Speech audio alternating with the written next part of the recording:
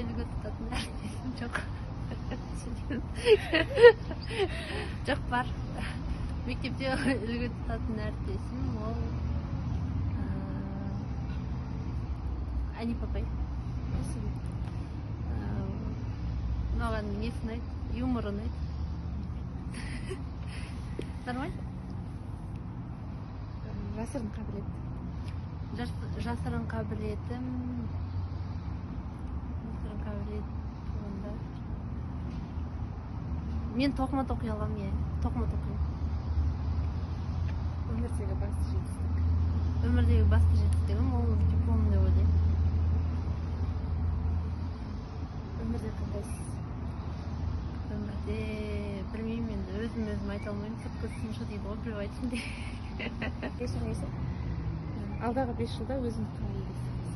Алдағы 5 жылда өзімді бір педагог, сарапшы ретінде елестетемін.